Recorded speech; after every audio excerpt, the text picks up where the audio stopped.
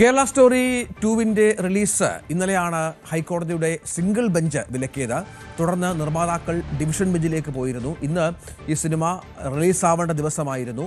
ഇന്നലെ രാത്രി മുഴുവൻ ഇതുമായി ബന്ധപ്പെട്ട 2-2.5 മണിക്കൂറോളം ഇതുമായി ബന്ധപ്പെട്ട വാദം നടന്നു എന്നാണ് മനസ്സിലാക്കേണ്ടത്. നിരവധി വാദഗതികൾ നിർമ്മാതാക്കൾ മുന്നോട്ട് വെച്ചു. ഇതടക്കമുള്ള കാര്യങ്ങൾ കോടതി പരിഗണിക്കുകയും ചെയ്തു. പക്ഷേ കോടതിയുടെ ഭാഗത്തുനിന്ന് ഇന്നലെ ഉത്തരവുണ്ടായില്ല.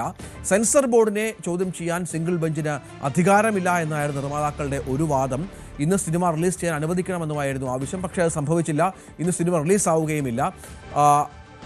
ഇതുമായി ബന്ധപ്പെട്ട വിവരങ്ങളുമായി ആജ്ഞ രവീന്ദ്രൻ ചേരുകയാണ്. ആജ്ഞ, ഏറ്റവും പുതിയ വിവരം അത് ഒരുപക്ഷെ ഇന്ന് ഉത്തരവുണ്ടായേക്കാം എന്നുള്ളതാണല്ലേ? ഇന്ന് ഉത്തരവുണ്ടായാൽ പോലും ഇന്ന് റിലീസ് സാധിക്കില്ല, നഷ്ടമുണ്ടാകുമെന്നായിരുന്നു നിർമ്മാതാക്കളുടെ വാദം. വലിയ നഷ്ടമുണ്ടാകുമെന്നായിരുന്നു. എന്തായിരുന്നു ഇന്നലെ 2.5 മണിക്കൂറോളം കോടതി കേട്ട കാര്യങ്ങൾ? രഞ്ജിത്ത്, ഇന്നലെ അടിയന്തരമായിട്ടാണ് കോടതി പ്രത്യേക സിറ്റിംഗോട് കൂടിയാണ് കോടതി ഈ ഹർജി പരിഗണിക്കുന്നത്.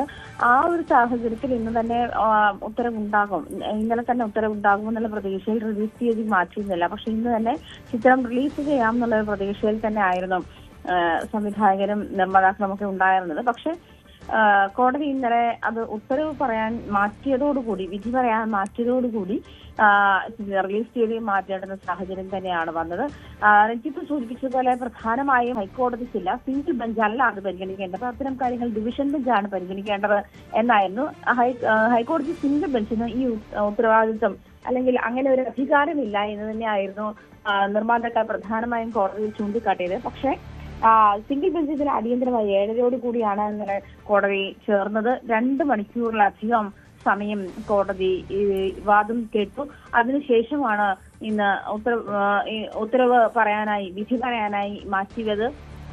ഇന്ന് തന്നെ വിധി പറയുമെന്നാണ് മനസ്സിലാക്കാൻ കഴിയുന്നത്. പക്ഷെ അതിനകത്ത് മറ്റൊരു സാഹചര്യം കൂടിയുള്ളത്, നിലവിൽ വിധി എതിരായാൽ, നിർമ്മാതാക്കൾക്ക് എതിരായാൽ, വിധി അവർക്ക് അനുകൂലമായാൽ റിലീസ് തീയതി അവർക്ക് ഉടനെ തീരുമാനിക്കാം, മുന്നോട്ട് പോകാം. പക്ഷെ വിധി എതിരായാൽ ഇനിയുള്ളത് സുപ്രീം കോടതിയാണ്. സുപ്രീം കോടതി നാളെ മുതൽ ഒരു 9 ദിവസത്തേക്ക് അവധിയാണ്. അപ്പോൾ വീണ്ടും ഈ റിലീസുമായി ബന്ധപ്പെട്ടുള്ള സാഹചര്യങ്ങൾ നീളാനുള്ള സാഹചര്യം ഏറെയാണ്. അത് മാത്രമല്ല, അപ്പീൽ അടിയന്തരമായി പരിഗണിച്ച സാഹചര്യമായിരുന്നു ഈ നിർമ്മാതാക്കൾക്ക് പ്രതീക്ഷ നൽകിയത്. അതിന്റെ അടിസ്ഥാനത്തിൽ ഇന്ന് തന്നെ റിലീസ് ഉണ്ടാകുമെന്നുള്ള ഒരു പ്രതീക്ഷയിൽ തന്നെയായിരുന്നു നിർമ്മാതാക്കളുള്ളത്. പക്ഷേ ഡിവിഷൻ ബെഞ്ച് വാദം കേട്ട ശേഷം ഇന്നത്തേക്ക് വിധി പറയാൻ മാറ്റുന്ന ഒരു സാഹചര്യമാണ് ഉണ്ടായത്. അതേസമയം ചിത്രത്തിൽ കേരളത്തെക്കുറിച്ച് തെറ്റായ വിവരങ്ങളുണ്ട് എന്ന് പറഞ്ഞ് സമർപ്പിച്ച ഹർജിയിലാണ് ഈ നേരത്തെ തന്നെ ഹൈക്കോടതി സിംഗിൾ ബെഞ്ച് ഇതിന്റെ റിലീസ് തടയുന്ന സാഹചര്യം ഉണ്ടായത്. 15 ദിവസത്തേക്കായിരുന്നു കോടതി ഈ ഇടക്കാല സ്റ്റേ അനുവദിച്ചത്. അത് മാത്രമല്ല, സെൻസർ ബോർഡ് വീണ്ടും സിനിമ കാണണം എന്നുള്ള നിർദ്ദേശവും ഹൈക്കോടതി സിംഗിൾ ബെഞ്ച് മുന്നോട്ട് വെച്ചിരുന്നു. ഇതിനെതിരെയായിരുന്നു നിർമ്മാതാക്കൾ അപ്പീൽ സമർപ്പിച്ചത്. മാത്രമല്ല, സിനിമയെപ്പറ്റി കൂടുതൽ വിവാദങ്ങൾ ഉണ്ടായിരുന്ന സാഹചര്യത്തിൽ ഈ ഹർജിക്കാരുടെ ആരോപണങ്ങൾ അല്ലെങ്കിൽ ആശങ്കകൾ പരിഗണിക്കാതെ പോകാൻ പറ്റില്ല എന്ന് ഹൈക്കോടതി പറഞ്ഞിരുന്നു. പ്രത്യേകിച്ച് കേരളത്തിൽ താമസിക്കുന്ന മലയാളി എന്ന് അവകാശപ്പെടുന്ന 2 ആളുകളുടെ ഹർജിയാണ് ഇപ്പോൾ നിലനിൽക്കുന്നത്. 3 ഹർജികളായിരുന്നു ഉണ്ടായിരുന്നത്. മറ്റൊന്ന് പുറത്ത്, അതായത് കേരളത്തിന് പുറത്ത് താമസിക്കുന്ന, ഇന്ത്യക്ക് പുറത്ത് താമസിക്കുന്ന ആളാണ്. അതുകൊണ്ട് രാജ്യത്തിന് പുറത്ത് താമസിക്കുന്ന ആൾക്ക് ഈ ഹർജിയിൽ ഇത് ചെയ്യേണ്ടുന്ന സാഹചര്യമില്ലാത്തത് ആ ഹർജി തള്ളി. പക്ഷെ ഇനിയിപ്പോൾ 2 ഹർജികൾ നിലനിൽക്കുന്നുണ്ട്. ആ 2 ഹർജികൾ കേരളത്തിൻ്റെതാണ്. അത് പരിഗണിക്കാതെ പറ്റില്ല. പക്ഷെ മാത്രമല്ല, കേരളം മതേതര സംസ്കാരം ഫോളോ ചെയ്യുന്ന നാടാണ്. അതുകൊണ്ട് തന്നെ അതിന്റെ ഒരു റിലീജിയസ് ഹാർമണിയെ അത് മോശമായി ബാധിക്കുമെന്നുള്ള ഒരു നിരീക്ഷണവും കോടതി നടത്തിയിരുന്നു. പ്രത്യേകിച്ചും കേരള സ്റ്റോറി എന്നുള്ള പേരിൽ ദ റിയൽ സ്റ്റോറി എന്നുള്ള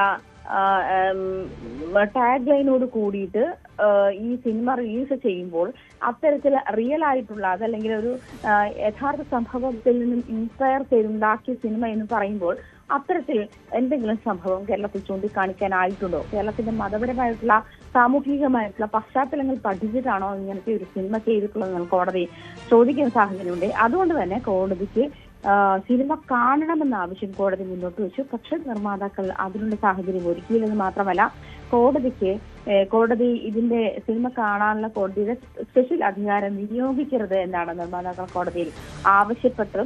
അത് മാത്രമല്ല, ഇന്നലെ ഈ തുടർവാദം കേൾക്കുമ്പോൾ കോടതി ഇത് പ്രത്യേകിച്ചും എടുത്തു പറഞ്ഞിരുന്നു. അതായത് സിനിമ കാണണമെന്ന കോടതിയുടെ ആവശ്യം നിർമ്മാതാക്കൾ അംഗീകരിച്ചില്ല, അല്ലെങ്കിൽ കോടതിക്ക് സിനിമ കാണാനുള്ള സാഹചര്യം ഉണ്ടാക്കി കൊടുത്തില്ല എന്ന് കോടതി എടുത്തു പറഞ്ഞു.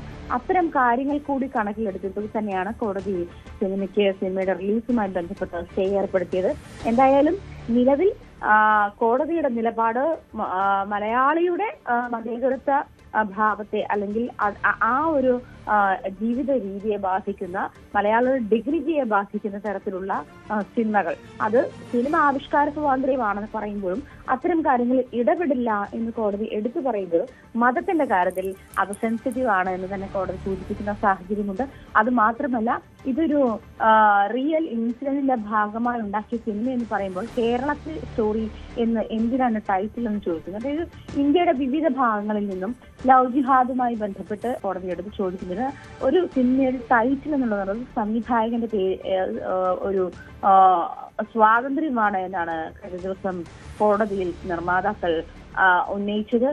അതുകൊണ്ട് തന്നെയാണ് കേരള സ്റ്റോറി അതിനിപ്പോൾ അതായത് സ്ഥലങ്ങളുടെയും സംസ്ഥാനങ്ങളുടെയും പേരുള്ള സിനിമകൾ ചൂണ്ടിക്കാട്ടിയാണ് അതിന് മറുപടി നൽകിയത്. പക്ഷേ ഇത് ഈ ഒരു യഥാർത്ഥ സംഭവത്തിന്റെ ത്തിൽ നിന്നുള്ള ഇൻസ്പിറേഷൻ അങ്ങനെ ഉണ്ടായ സിനിമ എന്ന് പറയുമ്പോൾ ഇവിടെ യഥാർത്ഥ സംഭവം ഇവിടെയാണ്. അത്തരം കാര്യങ്ങൾ പരിശോധിക്കേണ്ടത് സാഹചര്യമുണ്ട്. ഇത് ലോകമെമ്പാടും റിലീസ് ചെയ്യുന്ന ഒരു സിനിമയാണ്. അത് കേരളത്തിന്റെ സാംസ്കാരിക പൈതൃകത്തെ, മതേതര ഹാർമണിയെ ബാധിക്കുന്ന ഒരു സാഹചര്യത്തിൽ പോകാൻ പാടില്ല എന്ന് ചൂണ്ടിക്കാട്ടിക്കൊണ്ട് തന്നെയാണ് എന്തായാലും അല്പസമയത്തിനകം ഉത്തരവ് മനസ്സിലാക്കാൻ കഴിയുന്നത്. ഇന്ന് തന്നെ ഉണ്ടായേക്കും. ഇന്ന് തന്നെ ഉണ്ടായാൽ അനുകൂലമാണെങ്കിൽ നിർമ്മാതാക്കൾക്ക് സിനിമയുടെ റിലീസുമായി മുന്നോട്ട് പോകാം. തീർച്ചയായും അതാണ്. ഏതായാലും ഇന്ന് ഉത്തരവ് ഉണ്ടാകുമെന്നാണ് പ്രതീക്ഷിക്കുന്നത്. മറ്റൊരു ഓപ്ഷൻ സുപ്രീം കോടതിയെ സമീപിക്കുക എന്നുള്ളതാണ്. സിംഗിൾ ബെഞ്ചിന്റെ ഉത്തരവ് ഡിവിഷൻ ബെഞ്ച് ശരിവെച്ചാൽ അത് നിർമ്മാതാക്കൾക്ക് വലിയ തിരിച്ചടിയാണ്. സുപ്രീം കോടതിയിലേക്ക് പോകാം. സുപ്രീം കോടതിയുടെ ഈ പല സിനിമകളുമായി ബന്ധപ്പെട്ട നിരവധി പരാമർശങ്ങൾ കോടതിയിൽ അവർ ഇന്നലെ ചൂണ്ടിക്കാട്ടിയിരുന്നു. കാരണം സെൻസർ ബോർഡ് ഈ വിഷയത്തിൽ ക്ലിയറൻസ് നൽകിയാൽ പിന്നെ മറ്റ് ആർക്കും ഇടപെടാൻ ഉള്ള പശ്ചാത്തലമില്ല, അതിനുള്ള അധികാരമില്ല എന്നും മറ്റുമാണ് നിർമ്മാതാക്കൾ കോടതിയിൽ വാദിച്ചത് എന്നാണ് മനസ്സിലാകുന്നത്. ഇതടക്കമുള്ള കാര്യങ്ങൾ ഒരുപക്ഷെ ഡിവിഷൻ ബെഞ്ച് പരിഗണിച്ചേക്കാം. സുപ്രീം കോടതിയിലേക്ക് പോയാൽ നേരത്തെ ആജ്ഞ പറഞ്ഞതുപോലെ നാളെ മുതൽ അവധിയാണ് സുപ്രീം കോടതി. അതവർക്ക് നിയമപരമായ പല തടസ്സങ്ങൾ സൃഷ്ടിച്ചേക്കാം. അങ്ങനെ ഒരുപാട് പ്രശ്നങ്ങളിലൂടെയാണ് കേരള സ്റ്റോറി 2 എന്ന സിനിമയുടെ റിലീസും മറ്റും കടന്നു പോകുന്നത് എന്നുള്ളതാണ് ഏറ്റവും പ്രധാനപ്പെട്ട വിവരം.